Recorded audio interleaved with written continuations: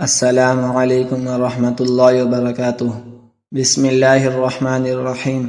امام مالک نے نافع سے اور انہوں نے حضرت ابن عمر رضی اللہ عنہما سے روایت کی کہ رسول اللہ صلی اللہ علیہ وسلم نے لوگوں پر رمضان کا صدقہ فطرانہ کھجور یا جو کا 1 صاع فی کس مقرر کیا، وہ فرد مسلمانوں میں سے آزاد ہو یا غلام، مرد ہو یا عورت۔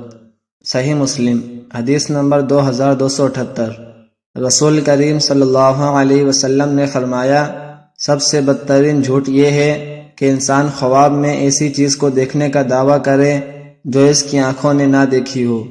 صحیح بخاری حدیث نمبر 7043۔ ہمیں عبدالعزیز نے حضرت انس رضی اللہ عنہ سے حدیث سنائی، کہا جب رسول اللہ صلی اللہ علیہ وسلم مدینہ تشریف لائے تو حضرت ابو طلحہ رضی اللہ عنہ نے میرا ہاتھ پکڑا اور مجھے رسول اللہ صلی اللہ علیہ وسلم کی خدمت میں لے گئے اور عرض کی، اللہ کے رسول، انس ایک سمجھدار لڑکا ہے، اس لیے یہ آپ کی خدمت کرے گا۔ حضرت انس رضی اللہ عنہ نے کہا، پھر میں سفر اور حضر میں آپ صلی اللہ علیہ وسلم کی خدمت کرتا رہا۔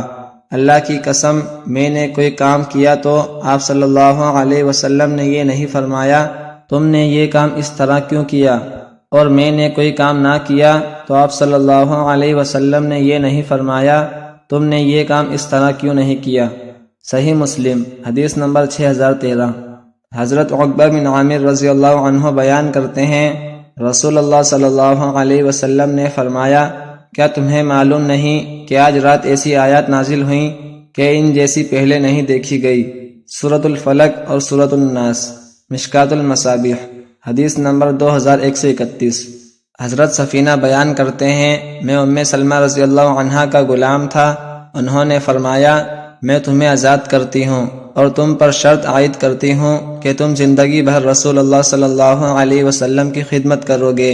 میں نے کہا، اگر آپ مجھ پر شرط نہ بھی عائد کریں تب بھی میں زندگی بھر رسول اللہ صلی اللہ علیہ وسلم سے الگ نہ ہوتا۔ انہوں نے مجھے آزاد کر دیا اور مجھ پر شرط عائد کر دی۔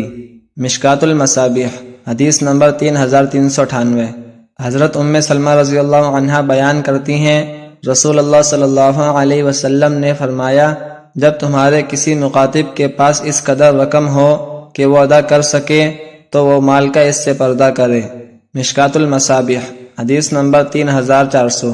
اللہ حافظ۔ السلام علیکم ورحمۃ اللہ وبرکاتہ۔